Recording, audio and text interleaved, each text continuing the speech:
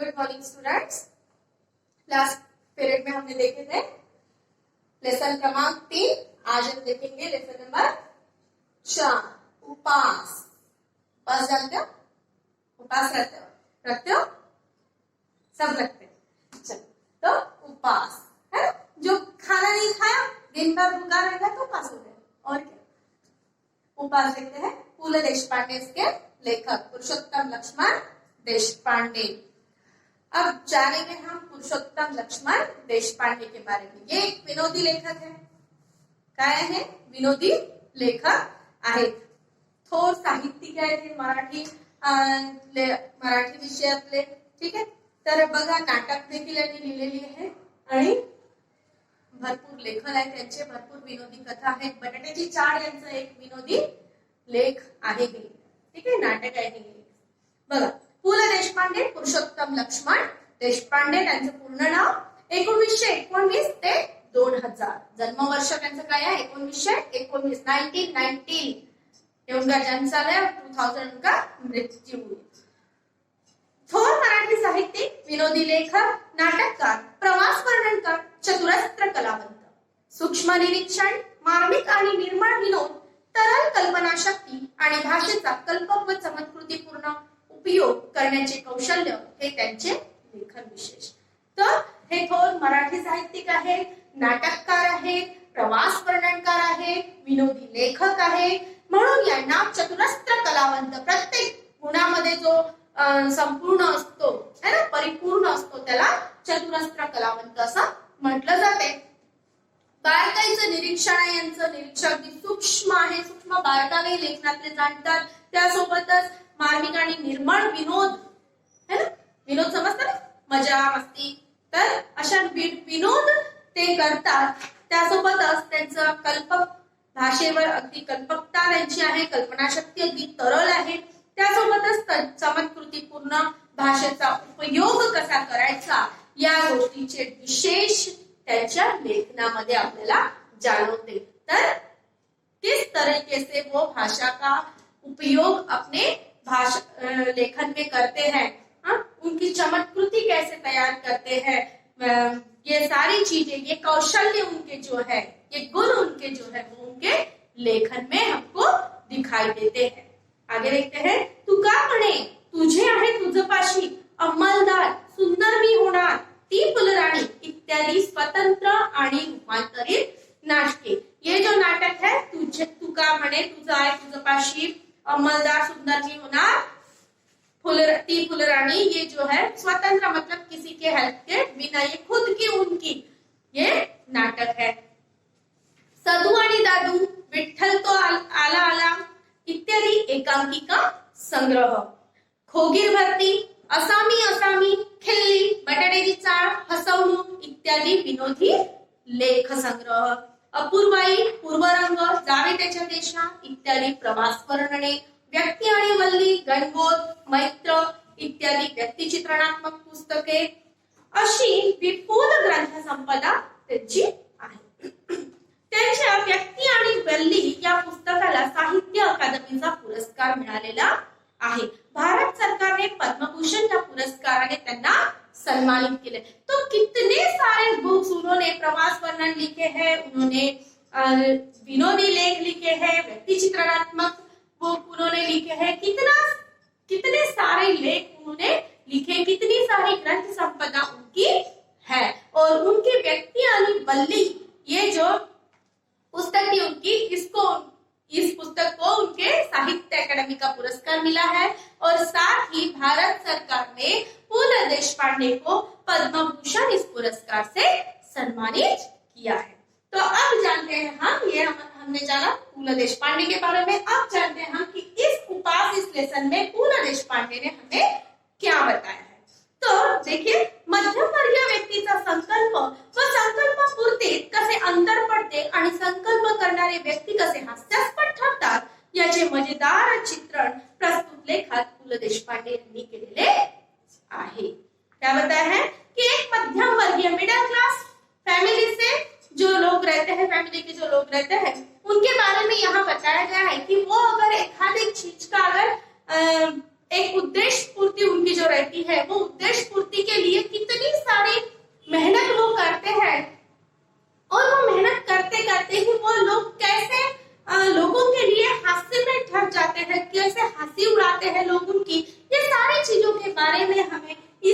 Lesson में फूले देशपांडे ने बताया है कि उन्होंने किस तरीके से डाइट करना चाहता है। इस लेसन में यही बताया गया है कि वो डाइट करते हैं और डाइट करने के लिए वो कितनी सारी चीजों को करते रहते हैं और लोग उन पर किस तरीके से हंसते हैं।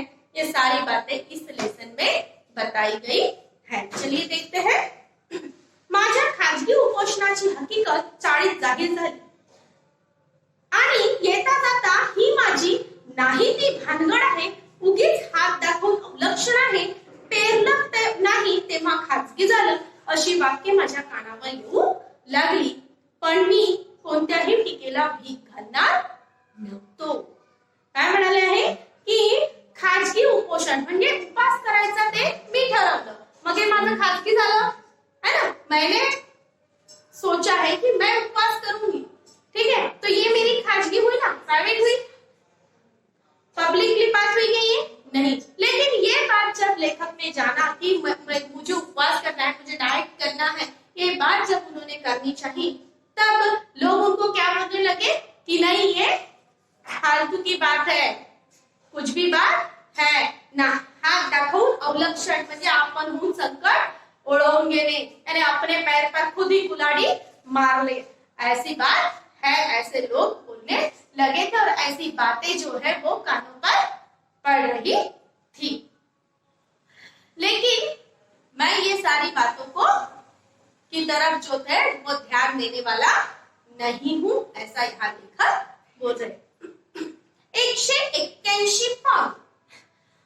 रात्रंदिवस ते कार्ड माझ्या डोळ्यापुढे नाचत होते. वजन कमी झाले पाहिजे या विचाराने माझी झोप उडाली. झोप कमी झाली तर वजन उतरते या विचाराने मला त्याचेही काही वाटत नव्हते. मी पूर्वीसारखा गाढ झोपत नाही यावर धर्मपत्नीचा मात्र अजिबात विश्वास नव्हता. घोरत त्रस्त रात्रभर अशासारखी दुरुत्तरे ती मला करत असे. काय म्हणाले की 181 पाउंड वजन, 181 पाउंड वजन जे होतं ते रात्रंदिवस कार्ड माझ्या डोळ्यासमोर फिरायचं. लोकही मला बोलत, परंतु मी सगळ्यांकडे दुर्लक्ष करीत असे आणि रात्री झोपल्या म्हणजे जास्त झोप घेतलं नाही तर वजन कमी होते हा जो विचार माझ्या डोक्यात घोळत होता, त्यामुळे मी रात्रीचं जास्त वेळपर्यंत झोपणंही टाळलं. परंतु जेव्हा पत्नीला विचार म्हटलं तर पत्नी काय म्हणाली, घोरत त्रस्त रात्रभर. काय म्हणाली, घोरत त्रस्त रात्रभर. पण लेखकांना तिचंही काही वाटलं नहीं. उनको ये भी बात का कुछ भी नहीं लगा कि वो रात भर सोते रहते हैं, घोरते रहते हो आप रात भर, ऐसी उनकी पत्नी बोली. लेकिन उनको ये भी बात का कुछ भी नहीं लगा. कुछ लगा, कुछ भी नहीं लगा. वो अपनी ही दुनिया में, क्योंकि उनके सामने क्या था, 181 पाउंड का वो जो कार्ड था वो दिखाई दे रहा था सिर्फ. और उनको पता था कि बस मैं उपवास कर रहा हूं, मुझे वजन अपना कम करना है बस. 2 महिन्यात 50 पाउंड वजन कमी करून दाखवेन तर खरा, अशी भीष्म प्रतिज्ञा करून मी आहार शास्त्रावरच्या पुस्तकात डोके घालू लागलो. अब उन्होंने प्रतिज्ञा ले ली. क्या? भीष्म प्रतिज्ञा. 2 महीने में अगर मैंने 50 पाउंड अगर वजन कम करके नहीं दिखाया तो देखो. इसके लिए आप क्या किया लेखक ने, जो आहार शास्त्र थे, जो डाइट फूड था, उसकी जो बुक्स आती है वो बुक को ढूंढना उन्होंने शुरू कर दिया था. प्रोटीन युक्त पदार्थ, चरबी युक्त द्रव्ये वगैरे शब्दांबद्दलची माझी आस्था वाढू लागली. साऱ्या ताटांतले पदार्थ मला न दिसता नुसत्या कॅलरीज मला दिसू लागल्या. आणि आनंदाची गोष्ट अशी की वजन उतरवण्याच्या शास्त्रात पारंगत झालेले तज्ञ मला रोज डझनवारीने भेटू लागले. क्या हुआ कि आहार शास्त्र की जो बुक थी, डाइट की जो बुक्स थी, वो ढूंढने लगे. और उसके बाद में प्लेट में जब वो खाना खाने बैठते थे उनको सिर्फ कैलोरीज दिखती थी. प्लेट में कुछ भी खाने की चीजें उनको दिखाई नहीं देती थी. उनको लगता था हाँ अगर मैं चपाती खाऊंगा तो इतनी सारी कैलोरीज जाएगी, अगर मैं थोड़ा सा मीठा खाऊंगा तो इतनी सारी कैलोरीज मेरे पेट में जाएगी और मेरा वजन बढ़ जाएगा. तो इस तरीके की उनके सोच हो गई थी कि मुझे बाकी सारी चीजें तो दिख नहीं रही थी. प्रोटीन युक्त जो थे, चर्बी युक्त फैट्स जहाँ थे, ये सारी जो चीजें हैं वही दिखने लगी कि बस इनमें कैलोरीज है. इसीलिए उनको जो डाइट जो जो शास्त्रज्ञ जो थे, आहार शास्त्र में जो पारंगत जो डॉक्टर्स थे, वो डॉक्टर उनको मिलने लगे थे डजन वारी ने, मतलब एक एक दिन में 10-10, 12-12 लोग उनको मिलने आते थे कि ये डाइट करो, वो डाइट करो, ये सब बताने के लिए इतनी सारे लोग उनको मिलने आते थे. इतकेच काय, परंतु ज्या आमच्या चाळीतल्या लोकांनी माझ्या उपवासाची अवहेलना केली त्यांनीच मला डाएटचा सल्ला दिला. उदाहरणार्थ सोकाजी त्रिलोकेकर. क्या दिला कि जो चौल में जो रहते थे वो लेखक, वो चौल के लोग जो पहले उनके उपवास जब उन्होंने रखे उसके बारे में लोग उनको बहुत गलत बोलते थे कि तुम ऐसा क्यों कर रहे हो, ऐसा नहीं करना है, बहुत सारी चीजें बोलते थे, नहीं थी भानगड़ है, ऐसे शब्द वो यूज करते थे उनके लिए. फिर वही लोग अब लेखक को, पुल को डाइट का सलाह देने लगे, मशवरा देने आने लगे. अब देखते क्या क्या देखते. उदाहरणार्थ कौन बताई मैंने? सोकाजी त्रिलोकेकर. अब देखो क्या बताते हैं. तुला सांगतो मी पंत, डाएट कर, बटाटा सोड, बटाट्याचं नाव काढू नकोस. क्या बताया सोकाजी त्रिलोकेकर ने कि पंत किसको बोला है? पु ल देशपांडे को. पंत किसको बोला है? पु ल देशपांडे को. तो क्या बोल रहे हो की डाएट सोड कर. काय तर डाएट कर, पण काय कर? बटाटा सोड. बटाटा समजताय? आलू तो पोटॅटो, बटाटा सोडून दे. बटाटा मत खाओ, आलू मत खाओ, आलू से वजन बढ़ जाएगा. आलू नहीं खाओगे तो वजन कम हो जाएगा. किसने बताया? सोकाजी त्रिलोकेकर ने. अब आगे देखो, एक एक जन उनको बताते जा रहे. हो म्हणजे कुठं राहता म्हणून विचारलं तर नुसतं चाळीत राहतो म्हणा, बटाट्याची चाळ म्हणू नका. अब ऐसा कभी हो सकता है किसी के चौल का नाम अगर बटाट्याची चौल है तो क्या वो नाम हटा देंगे तो क्या वेट कम होगा?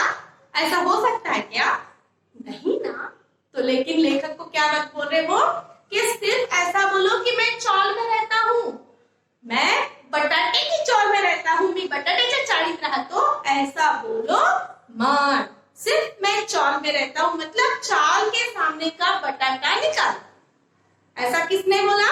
सोकाजी त्रिलोकेकर इन्होंने.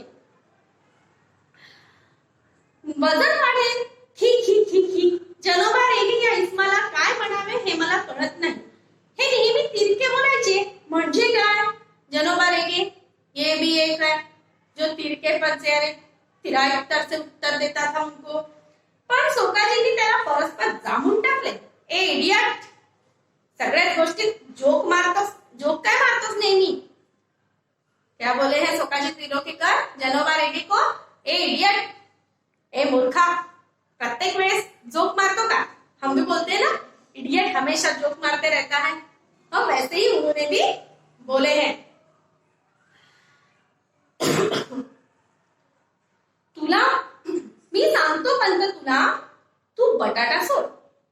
काय म्हणते सोकाजी पुन्हा? ये मी तुला सांगतो तू बटाटा सोड. मी काय काय सोडले असता माझे वजन घटेल याची यादी बटाट्यापासून सुरू झाली. पण पंतांना सांगायला लागलं कोण? सोकाजी, तू बटाटा सोड, बाकी काही करू नको, बटाटा सोड फक्त. आणि या बटाट्यापासून लेखकांची काय काय सोडायचं, कोणकोणत्या वस्तूंना मी सोडायचं, या गोष्टींची यादी, इनकी लिस्ट तयार हो गई कि बटाटे के बाद में और कौन सी चीजों को छोड़ना है.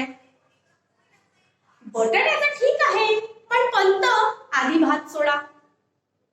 एक बटाटा तर ठीक आहे, पण पंत आधी काय सोडा? भात सोडा. एक सल्ला, भातानं थोडं लठ्ठ व्हायला होतं. आमच्या कोकणात सगळे भात खातात, कुठं आहेत लठ्ठ? तुम्ही डाळ सोडा. काशीनाथ नाडकर्णी बोलायला लागले. काय म्हणाले? एकाने सल्ला दिला त्यांना, भात सोडा. बटाटे वगैरे ठीक आहे, पण त्यासोबत भात सोडा असं एक सल्ला दिला एकाने. पण त्यासोबतच दुसरा व्यक्ती बोलतो, कोण? काशीनाथ नाडकर्णी. तो काय म्हणतो? काय हो, आमच्या कोकणात तर सगळे भात खातात, मग कुठे आहे हा लठ्ठ? भात खाल्ल्याला तुम्ही म्हणता की लठ्ठ होतात, मग आमच्या कोकणात तर सगळे भात खातात, मग काय लठ्ठ आहेत का? नाही. मी सांगतो पंत, तुम्ही काय सोडा? डाळ सोडा. म्हणजे डाळ जर सोडली तर तुमचं वजन कमी होईल, असं कोण म्हणतंय? नाडकर्णी. काशीनाथ नाडकर्णी. मुख्य म्हणजे साखर सोडा. मी सांगू का, मीठ सोडा लिस्ट तयार हो रही है. लोणी तूप सोडा. एका आठवड्यात 10 पौंड वजन घटलं नाही तर नाव बदली. आमच्या हेड क्लार्कच्या वाईफचं घटलं. काय म्हणाले, तूप दही लोणी सोडा. हमारे जो हेड क्लार्क है उनके वाइफ का 10 पौंड वजन कम हो गया. किससे? तेरे दही तूप लोणी खाना छोड़ दिए, घी खाना छोड़ दिए. इसलिए अगर 10 पौंड वजन अगर आपके घी दही खाने से अगर छूटा नहीं, कम नहीं हुआ, तो अपना नाम बदल दूंगा.